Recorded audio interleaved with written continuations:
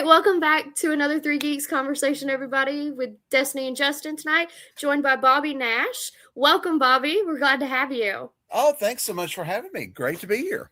What made you get into writing? Is that something that you always liked, or?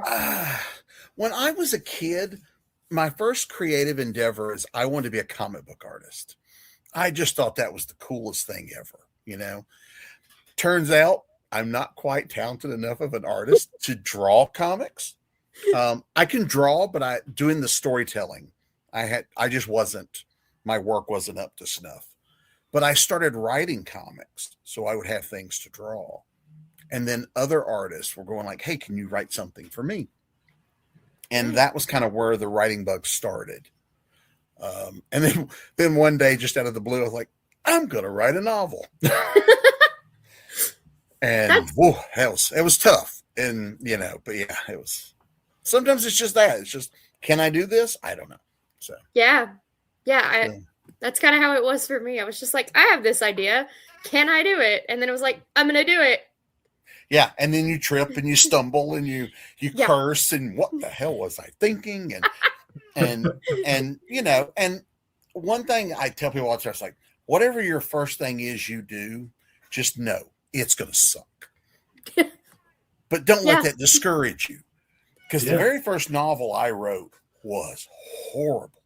I mean, I look back on it now, I can admit it was bad. It was cliche ridden and just bad. But I finished it, which excited me enough to try it again. Yeah. And the second novel I wrote got published. So, yeah. So if I hadn't have done the crappy one, the crappy one kind of gets you going and you learn as you go and you learn as you do. And I'm sure you did the same thing when you started writing it. You realize, oh, that was awful. What was I thinking? Why did I do that? But now that you do it, you see it and you recognize it. So then you can kind of learn from that. So your first project is always great for I can screw up as badly as possible. Yeah. Yeah. After that, you screw up, the editor start going, dude, you should know better. Sorry. No, I was going to say with that question, like you have published yourself as well as traditional publishing. Yes. Do you have a preference, or do you what would be the difference there? I for convenience sake, it's great when somebody else does it because I could write it, hand it off, let them do their thing. They hand it back. I do edits, et cetera, et cetera. It goes back off. Somebody else handles doing the cover, the layout, the design. And then it comes back when it's out and I do a lot of promotion and stuff like that. Doing it yourself, I don't get to hand it to anybody. I'm doing all those things. I mean, I do hire an editor or sometimes trade off with other people, other writers, and we kind of co-edit or hire an editor. Cover artists the same way. I can't do everything. So I do farm that out and work with people that are professionals that do that better than me. But the stuff I do myself, I'm doing the production. I'm making sure the cover's how I want it. I'm writing the back cover copy. I'm formatting the interior pages. Actually, I just uploaded 10 minutes before we started talking. I just uploaded a book to KDP for us to release. That's awesome. The differences is because when I started, there wasn't the do-it-yourself mentality that there is now. Yes, I am that old. There was, if you wanted to be a writer around the time, because I got the bug in high school. And so high school and thereafter, if you wanted to be a writer, you had to pitch to publishers. There just wasn't, you could self-publish a book, but they were so expensive at the time, you'd have to sell a novel for $50. And there was no Amazon. It didn't exist yet, that kind of thing. So it wasn't an option. So I started out angling for that. These days, I do a little of both. With the stuff I do myself, there's a freedom to do what you want, how you want. When you work for publishers, they have opinions. And since they're spending the money, their opinions have weight. So you have to do things that they want to do, and that's cool. You know that going in, Right. but you can do stuff on your own the way you want to do it. Or, like in my case, nobody would hire me to write crime thrillers. They were hiring me for superhero stuff and sci-fi and horror and all, and which I love doing. But I says, I really want to write this thriller thing, and they're like, you don't do that. That's not what you do. And so I did it myself.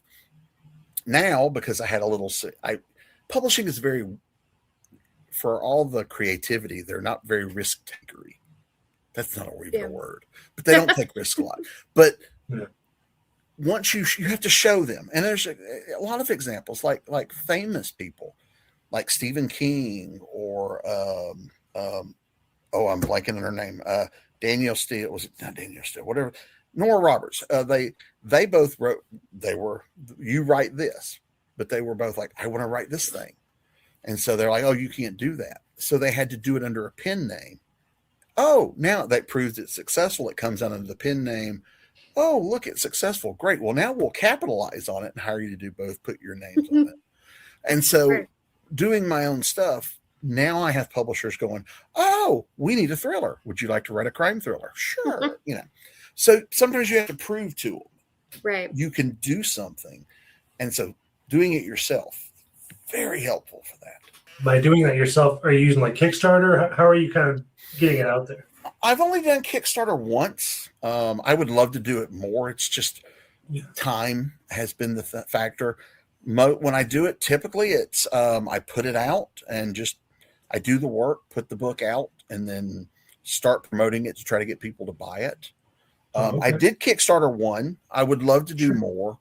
I did Kickstarter one, and I wanted to make sure, because with the novel, I wanted to make sure the book was done. So the book was done first, ready to go. I actually had copies in my house before I started the Kickstarter.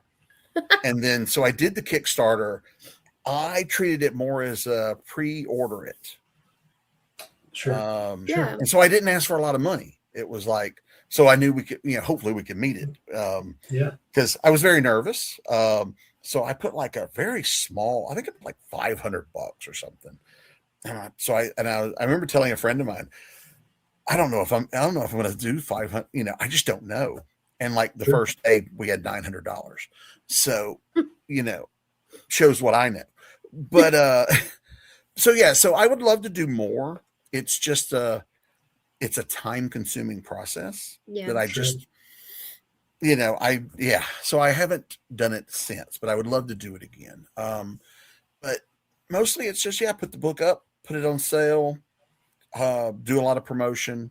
I also do a lot of events. So it's in person showing books off and talking about books. And so there's a lot of promotion, and that's going to happen whether you do it yourself or you do it for somebody else. Publishers don't promote a lot. They'll do a little when it comes out, and then they're on to the next book they're putting out. It's up to us as the creator to keep going. And the beauty of self-publishing or doing it yourself, those books are on sale forever. Yeah. And that means, whereas a lot of times with publishers, that book will have a finite shelf life. It's a print run. Print run, or they just decide, okay, that's been out long enough, they'll take it off sale. And I've had that happen. I've had books just come off sale, and I'm like, leave it out there. Yeah. I will. You never know who will discover it. Yeah. So like my first published novel came out in 2005. So 20 years. I still promote that book because it's still on sale. Now, it's a different version because it was a traditional publisher. They were horrible. It was one of those learning experiences. They turned out to be pretty bad. But when I got my rights back, I released it myself, which was what got me into publishing my own stuff, was releasing it myself just to get it back out there. Yeah. But that book's been on sale for 20 years, and I am selling copies of that book. So it can become as doing it yourself, you have the ability to talk about this 20-year-old book to people you've just met and say, oh, it's still on sale. Whereas stuff I've done for other publishers, oh yeah, I did this. Oh, I'd love to read that. And I'm like, well, good luck. I don't even have a copy, that kind of thing. It's so having that allows me to keep those things constantly in rotation. So when I'm at conventions or library shows or whatever, my rack of books will still have the first books and the new books. Sorry, I'm talking a lot. Sorry about that. No. That's the point. That's great. Yeah. Yeah. So sorry, I was afraid I was rambling. Sorry. No, please. Well, so you kind of write across the board. You got novels and comics, short stories. Is there an outlet that kind of feels the most comfortable or the most natural for you, or do you just kind of still love it all? I kind of love it all. They work different parts of the brain, I guess. Like I can write a comic and it doesn't feel the same as writing a novel. Or I also do, in the last few years, I've been doing full cast audio drama scripts for a producer over in the UK. Those are pretty popular over there. And so so I'm writing it as basically like a movie with no pictures. So a screenplay, really? Like it's very screenplay. It's very much like a screenplay. That's so cool. But and I've written some short screenplays, and so comics, the audio and the screenplays are very similar in that a lot of what I'm writing is not for the audience, but for the other team members. In comics, I'm writing a lot of information and instruction for the artists. I'm explaining why we're doing what we're doing, what this looks like, and so that kind of stuff. So I'm giving most of what I write isn't seen by the audience. The artist is interpreting that, and then that will get out. Audio with the audio actors and screenplays with the actors there, they're interpreting a lot of what I do. So it's a lot of instruction. Not only here's what you're saying, but here's why you're saying it. There's some subtext here. Can you play this? Because I'm not trying to entertain the people I'm working with. It's more, here's what we need for because when you're writing things like, oh, this character's lying, I have to tell the actors that so they know to play it. Oh, they're lying. That kind of thing. So there's more of that, more informational, and it's a very collaborative thing, and so they're bringing parts to it. Or an artist will do the same thing in comics. Sometimes the comic artist will draw something that makes me go, ooh, I like that. Let's focus something here. Or I can change dialogue because you wrote something that makes my dialogue awful, and we'll fix it, that kind of thing. So there's a lot of back and forth. It's not just I write it, you draw it, and it's very collaborative. It's very back and forth. And actors do that too. Actors will bring different things to it. Producers will bring different things to it. I was very surprised. The very first audio drama I did was short stories, a sci-fi story. And unless it's important to the plot, I don't give nationalities. I don't give... that, because cast the actor that's best for this character. Right. And so I was very surprised because in my head, I hear them. The very first one I did when it was released, one of the characters was Australian. Never would have occurred to me. So it was weird, but it worked. And so not putting that kind of thing on there, letting the producers and the actors, unless it's important, find that character. So I'm also intrigued. So I learn stuff, with comics. One of the coolest things for me is getting art sent to me. Here's the page, because that's like when you read a comic and you see it for the first time. That's my version of that. Because by the time it comes out, I've seen it so much I don't care anymore. So it's like people always ask me, "Do you ever go back and reread your novel?" It's like, by the time it came out, I've probably read it 50 times. Yeah, I'm good. Yeah. So with all these different formats and types of stories you're writing, I guess I have kind of a two-part question. how do you kind of come up with the different, like, what's your creative process to be like, hey, I got 25,000 ideas, and then how do I funnel that to the right format? Like, oh, this would be a good comic, this would be a good novella, this is a good ebook. Like, how do you come to terms with that? What's your thought process?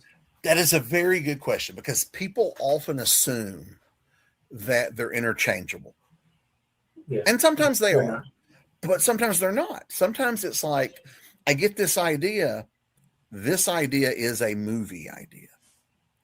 Yes, I could write it as a novel, but there's a lot of nonverbal stuff, and so I start seeing it a certain way. And so it's like, oh, no, this is a comic script, and I'll write it, so I know it, and it's kind of instinctive to me. Sure.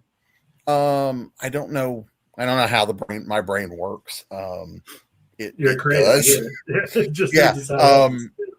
Really, the characters talk to me. They'll tell me what they want to do, but yeah, a lot of times it's just, an idea will come to me, and I'm like, I can see artwork, knowing I don't have any idea who's going to draw it, but I will see artwork, and I'm like, that's a comic story. I want to see this scene, and I see it in my head as a comic. That's a comic story.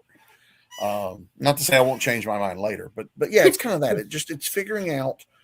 It's figuring that part out, but also because I do work for publishers, sometimes the opposite, like I don't come up with something and then say, hey, I'd like to do this.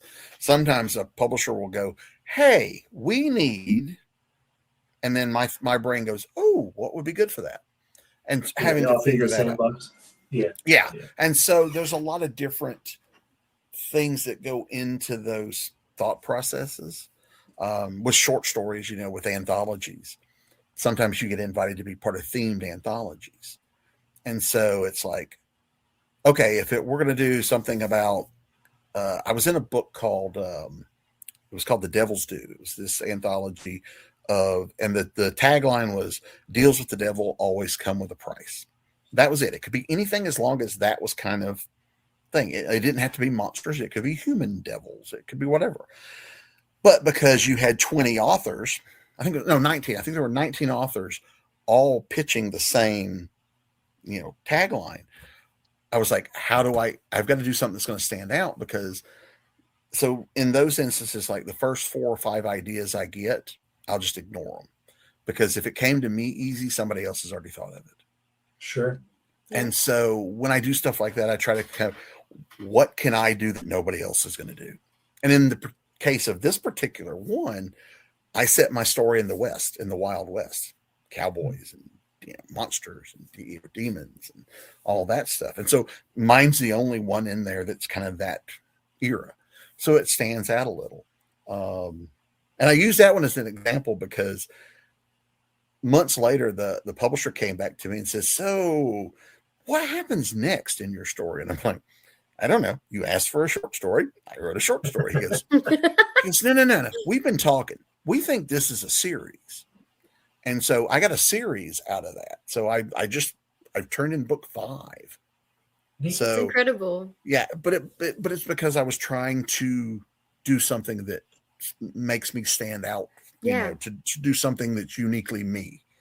Not that anybody else wrote bad stories or anything, but I don't want to write in certain cases, there's going to be certain types of stories you're going to get, Well, if you get 3 that are like very similar and then this one and it's in the West and it's different. Yeah. Obviously they're going to go with something spectacularly different. Mm-hmm.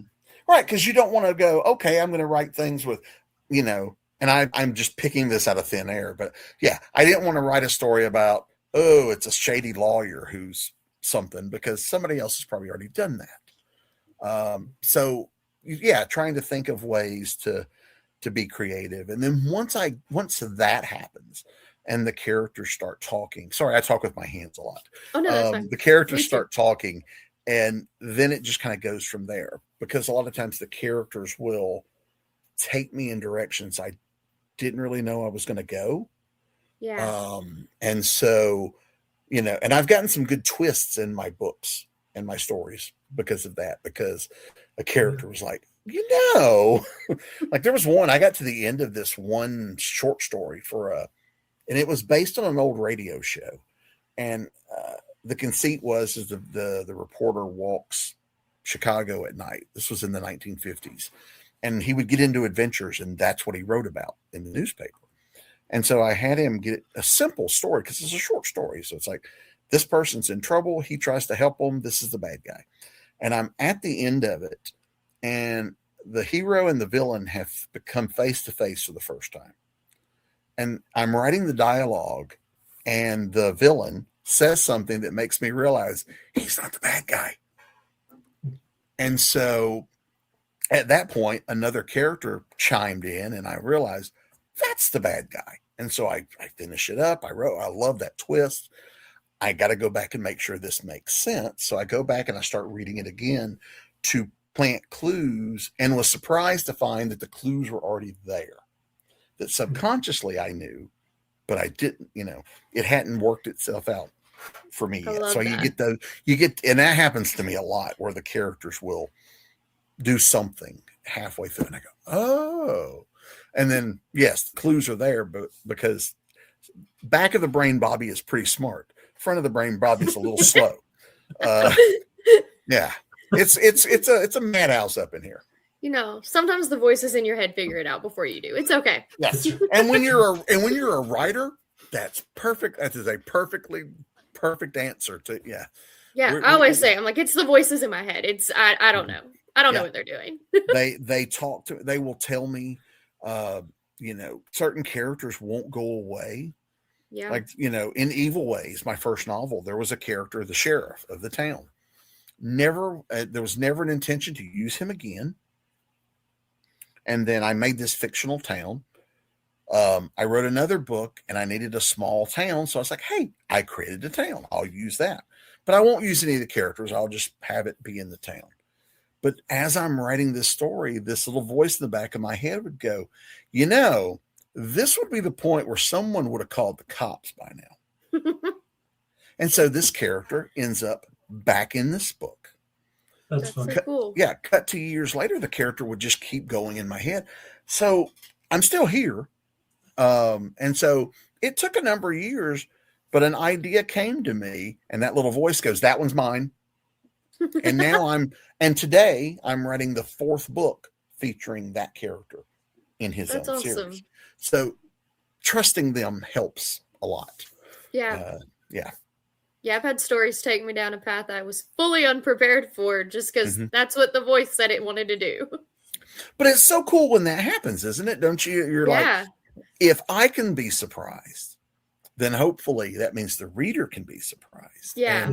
Yeah, and people, when you talk to non-writers, do they look at you like you're crazy? Because they do absolutely. me. Absolutely. Yeah, because they don't look at Destin like she's crazy. He does. But probably for other reasons.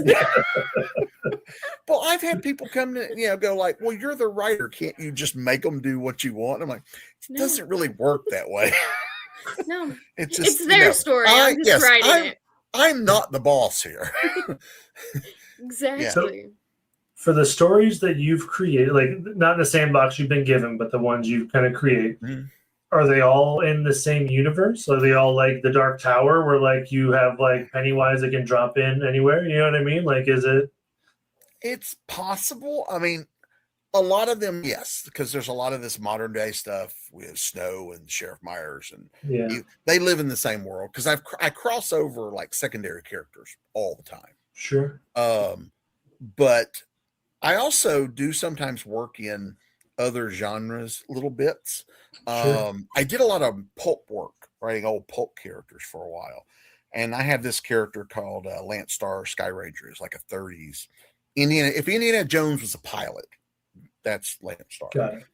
And I have him at one point. He keeps interacting with, they were called G-men back then, the government agents. And so one of the government agents has the last name of Palmer. Well, Evil Ways, the 2 main characters, their last name is Palmer. So that's their great grandfather. Now, it's not a story point. It's not anything I've like hammered home to people, but it's there. Or I did because sometimes we try to challenge ourselves. I wrote so many of these pulp stories that took place in the 30s, 40s, and 50s for various publishers. And so pulp characters often dealt with mobsters. They fought mobsters and things like that. So I created three mob families. And so whenever I needed a mob family, I would just use one of them. So I kept a list of where they were at what particular times.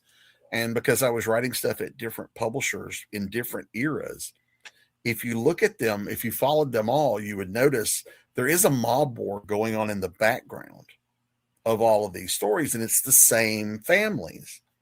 And so That's fun. like this book will come out, and this story has something that takes place in 1942. Okay. And something's happened. Then I wrote this other story over here that takes place in 1939. Well, that's where that guy got arrested. And so if you look at them all, there's this big, massive. And then with the Snow series, which is set modern day, and it's not a pulp story, it's like just an action thriller. We needed a mobster. So it's the descendants of those guys. So we find out in the 21st century who won the war, because they're the last one. Yeah, they're the last one standing. Most people have no idea. Like most people only know it if they tell it in interviews and panels and stuff. But there's been a few people who've read a lot of that stuff, realized, wait a minute, he's but really it was more like fun for me.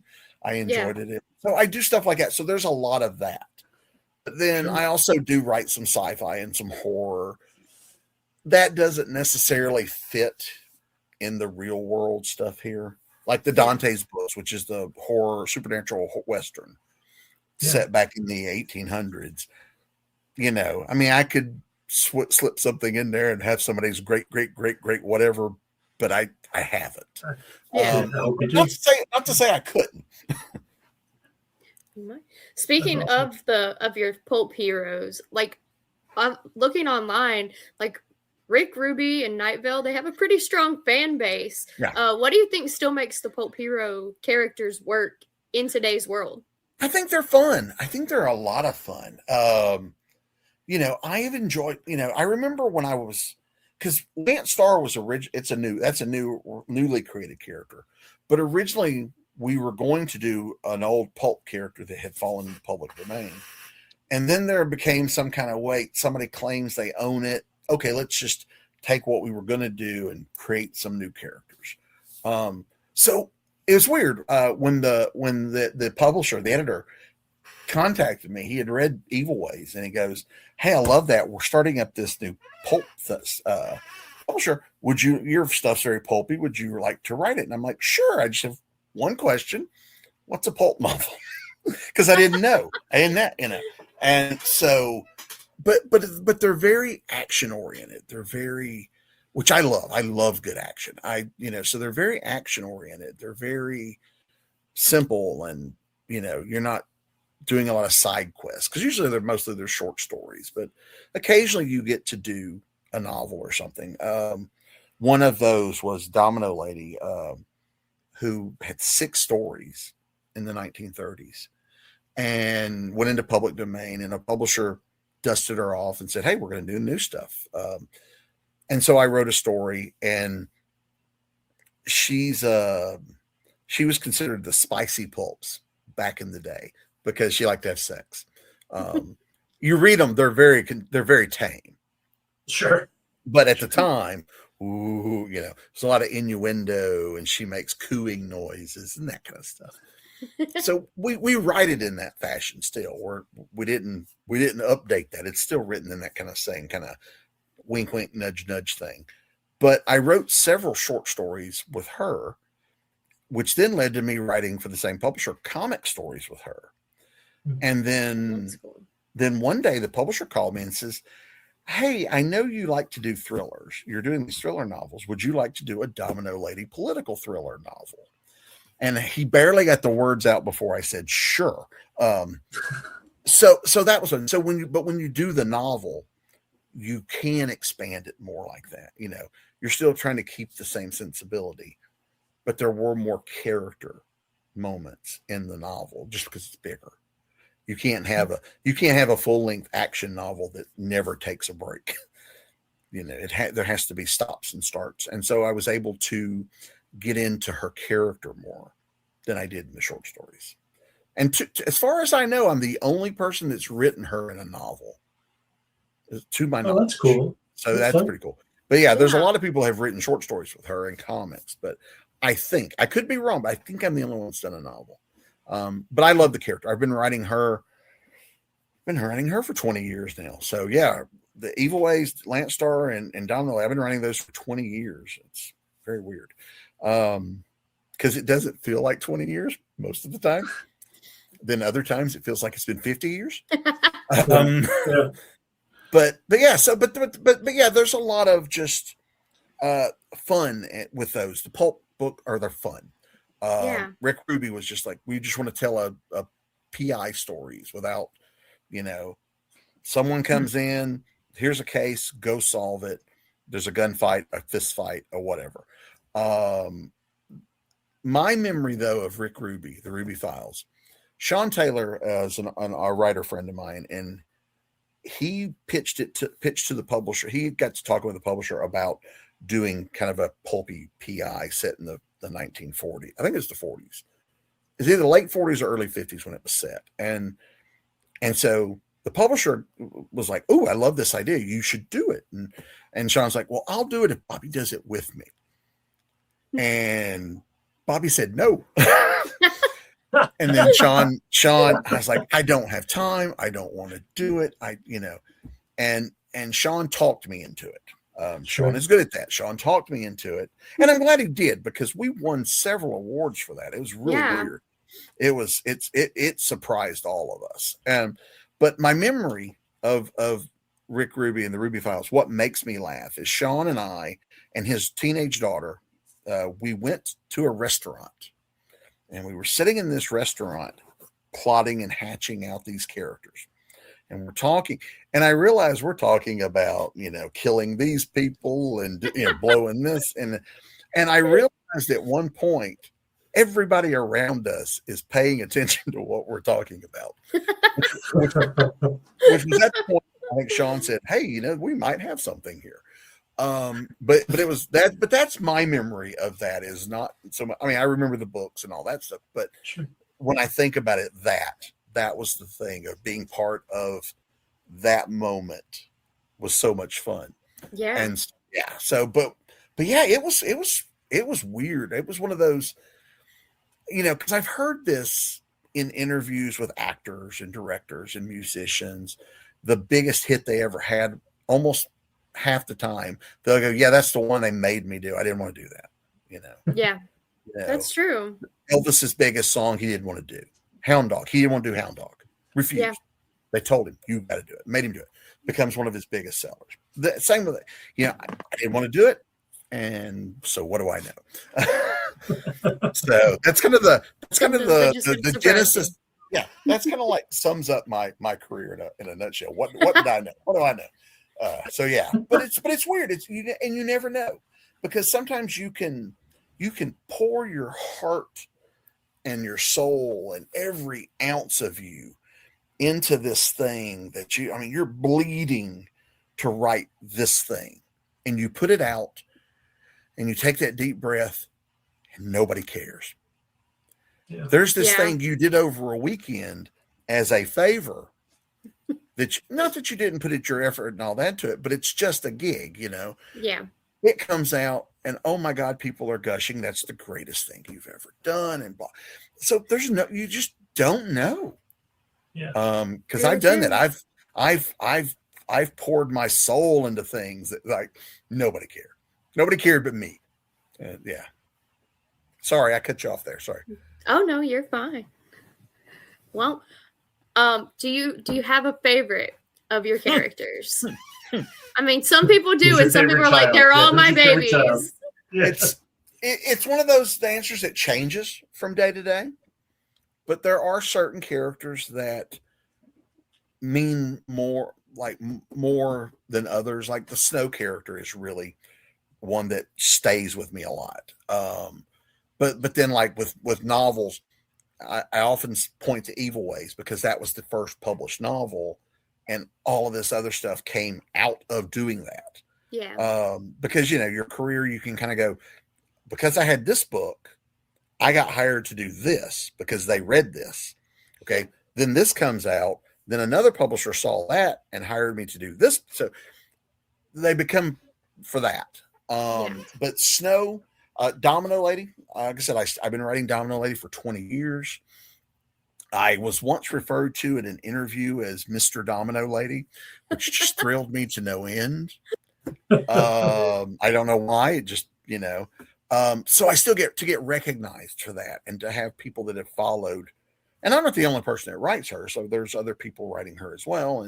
But to have people after 20 years going, oh, I love what you do with her and that kind of stuff. That's really cool. But there's every character kind of for different reasons, this one, I've worked on books that didn't do well, or I didn't necessarily love the experience of writing the book, but I love the character, or the book didn't do so well, but I loved writing it. So they're all popular in my head for different reasons. So, but it's one of those questions. The answer will almost change. If you ask me again tomorrow, I'd give you a different answer. It just depends on where I am. Depends on what I'm working on. When I'm working on Domino Lady again, she's right there at the forefront. Like right now, I'm working on the next Sheriff Myers, so he's kind of in the forefront. He's the one talking to me at the moment, so that kind of thing. Yeah. But they're all like your children, Yes, I have a favorite today. Tomorrow, that character will irritate me, and then I'll have another favorite. That character won't do what I want them to do. So they're not my favorite at the moment, or that kind of how it goes. That's the most honest answer to that question ever, and I love it. Oh yeah, they I love my characters. We have a very abusive love-hate relationship. They do make my life difficult sometimes, and which is great though, because that makes them feel more real. Yeah. Which I think the readers pick up on. Because I try not to treat them as characters. They're people. And like any other people, they annoy the crap out of me at times. And but the trick is getting that annoyance onto the page. Sure. To make them, if you're going to annoy me, you're going to annoy the reader too. There you go. Exactly. Make everybody deal with it. Now what kind of stuff do you write? Just out of curiosity. Mostly like fantasy fiction, Nice. romance. I like kind of like a supernatural feel to things. So there's a lot of that. But not all of mine. I'm also working on a public domain story. I have about 5 unfinished novels at the moment. So I work on multiple projects. Like if looking at my laptop, I have to. I currently have open 1, 2, 3, 4. I have 5 open projects on my laptop right now. It's a sweet number. Yeah. plus the stuff you're prepping.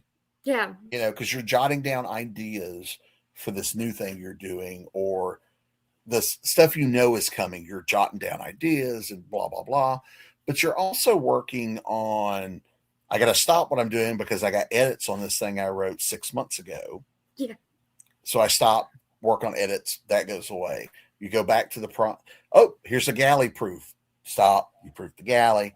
Oh, this book just came out. Great. You got to stop, promote. So that 5 can easily become 10.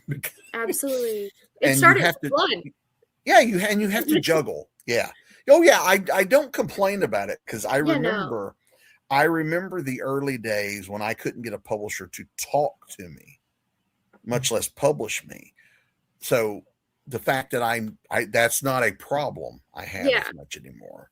It's a good problem. I mean, it could still be a problem, but it's a good problem to have. Absolutely. Yeah. It's, because I remember those early days when I was submitting, because like I said, back then you couldn't do it yourself. So you submitted. And so when you submit, you only write a part of it. Yeah. And you submit it off and hope somebody will pick it up. When I got hired for the first time to do something, it threw me because I had never written more than 30 pages of anything. Because I'd never finished a story. Sure. Because you're pitching them the beginning of the story, they don't like it. No one wants it, you don't finish it, right? Exactly. And so it threw me because wait, what do I do now? I have to continue this. Man, the middle sucks. You get in the middle of a book, sometimes it's like quicksand, Mm-hmm. and so that was a nice learning curve, and I've been doing this long enough now that I am fortunate enough that I've worked with a number of publishers that sometimes they will just reach out to me and go, "Hey, we just got the license for Zorro. Would you like to write a Zorro story?" Awesome. Love it. On board. No problem. Love Zorro. Happy to do it. I didn't have to pitch that. I didn't, that's I know I'm very fortunate that I've reached that because, not everybody, it's not always something that happens because I still see stuff and go, "Ooh, I want to work on that." And I'll pitch stuff and, get ignored like, in that pitching stage sometimes, but yeah, it is cool. I've been very fortunate to do a number of publishers, a number of types of characters, a number of genres, which has helped, hey, we're doing a sci-fi thing. You want in. So I can still do that. So far I haven't had anyone in recent, maybe the last decade go, "Yeah, no, you can't do that because you write this stuff." That stuff hasn't happened in a while. Sure. But also the publishing industry is different than it was when I started. There is, somebody tells you that and you go, "Fine, I'll do it myself." Yeah. But I do try to juggle it. I still like having stuff from other publishers in addition to my stuff. And a lot of times there's a monetary thing, they'll pay you X number of dollars for a short story, or novels tend to be more of a royalty thing, but you'll do short stories and they'll slip you a little money and, that pays a phone bill or whatever. So that's cool. It's also cool to work on characters that you've enjoyed. Like I said, Zorro or Remo Williams, the publisher goes, "Hey, do you like Remo Williams?" And I'm like, "Oh my God." I got to write Kolchak the Night Stalker. I wrote a short story in a book that came out, as we're recording this, it came out 2 days ago. Wow. And that's as a kid. Yeah. As a kid, I saw the show and that movie and, cause I was a kid in the 70s. So Kolchak was cool. He's fighting vampires. And so getting to write that character, cause as a kid, I never would have thought, I'm never going to touch these, but I've got to write the Lone Ranger. I've got to write the Green Hornet. I grew up with these guys. That's awesome, And so there's sometimes the cool factor of that working on those properties, that kind of thing.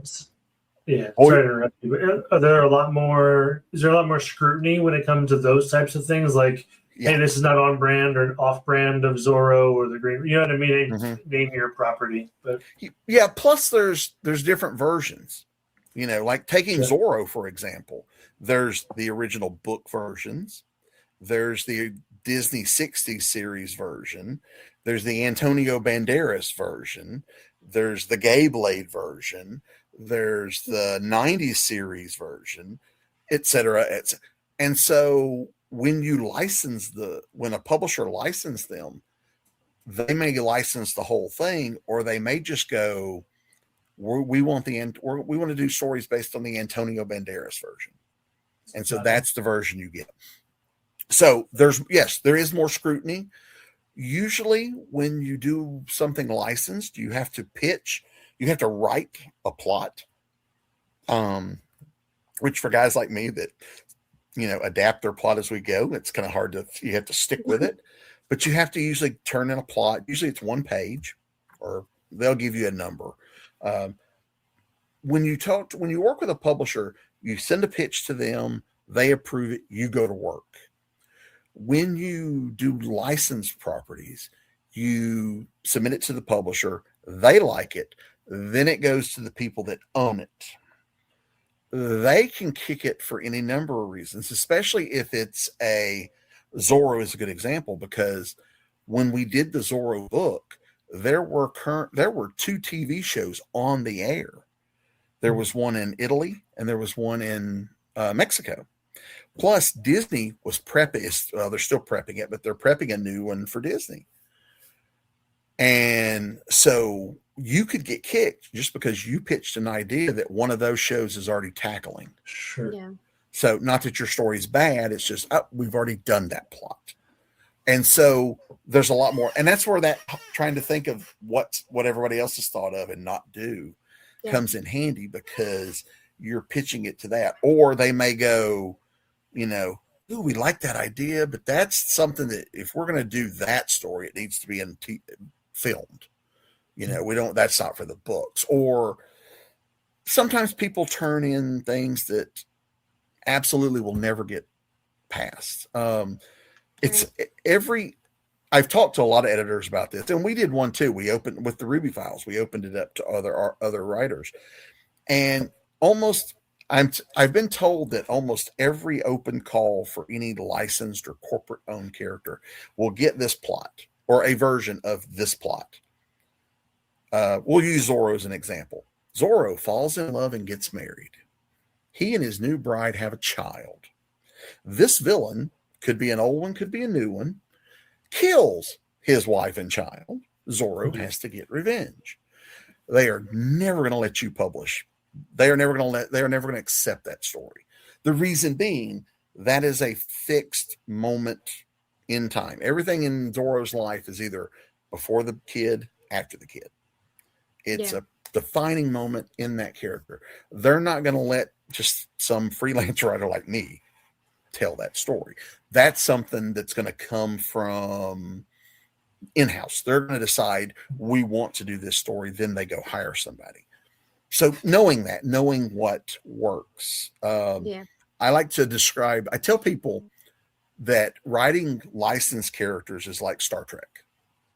The original series, almost every episode of Star Trek opened with the Enterprise flying through space. We're on the bridge. Everybody's laughing. They're happy. Life is good. Something goes wrong.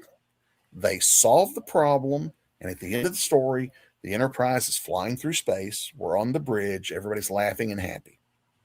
That's writing media tie-in fiction. I am writing everything between the Enterprise flying through space and the Enterprise flying through space. I can do whatever in there they'll let me. I can kill Spock, but he's got to be alive at the end of the episode. Media tie-in is that way. Yeah, you can't cut off Zorro's arm unless by the end of the story you found a way for it to be reattached. And so knowing that helps you a lot, because you realize it's not my job to come in and change the character or I'm here just to tell a story, just another story with that character. And so that helps. Knowing that helps get more work doing that, because they know what, that's why you see a lot of the same people writing Star Trek novels and Star Wars novels. They understand what needed. They can do. Right. You understand what it's needed. What those boundaries are. Yeah. Because you still have to tell an interesting story. You still have to engage the readers and all. But there's knowing how to do it. And there are a number. I've talked to a number of just absolutely fantastic writers that they know intrinsically how to do life, because they've done it so much, and because they've done it so much, it's easier on the publisher and the licensor, because we don't have to micromanage that person. Right. They understand. They're not going to give us stuff we can't do. And so if you can get into doing it, like I've done mostly small bits, short stories. I think I've got at least one good Star Trek novel in me. Whether it'll ever happen, who knows? But you got to cut off Spock's arm. Yeah. It's like I'm gonna cut. I'm gonna. I mean, you can because think about it. There's one episode of the show they ripped Spock's brain out. But by the end of the episode, it's back in in. place. So, you can do a lot. But yeah, so but it is a lot of fun. It is, but as you said, there is more scrutiny. Not only from the people that own it, and you're not always dealing with creative people at the licensor level. It may be Zorro Incorporated's lawyer you're dealing with. And I'm not dealing with them. The publisher is. The publisher's between me and them. That's generally not but yeah, so it like I said, it could be any number of things. But then there's also the scrutiny of these books come with built-in fan bases. Yeah. So you have to start thinking about that. I realize there's somebody that this is their favorite thing in the world that I'm writing, and how dare I screw it up? So you have to think about that too. Yeah, no pressure. You don't necessarily pander to them, but you're not pandering. You're not talking down to them, but you don't want to. Yeah, my job is not to go in and change the Green Hornet so he's something completely unrecognizable, because the fans will turn on you, as evidenced by the last Green Hornet movie, which did just that. Completely changed the tones of the character, and the audience hated it. So you're careful about that. I don't want to be the guy where they go, that guy sucks. Really, that's part of my whole goal as a writer is don't suck. Yeah. It's a great goal for a good writer. Just don't suck. Bobby, it has been an absolute pleasure talking to you. We'd love to have you back on another time as well. Absolutely. Always happy. Where can our fans find you online? BobbyNash.com is my website. There's links to everything there. Ben-books.com is that's my press, where I do the books that I publish myself. I'm on various social medias. BobbyNash.com's got links: Facebook, Twitter, Instagram, Blue Sky, whatever. Yeah, I'm out there. Perfect. Yeah, it's I'm on there a lot. It's yeah. Because we're out there promoting the books and trying to do so it's fun. But I'm very lucky. I love what I do, so that helps. Yeah, absolutely.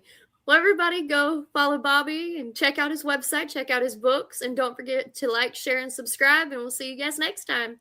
Thanks.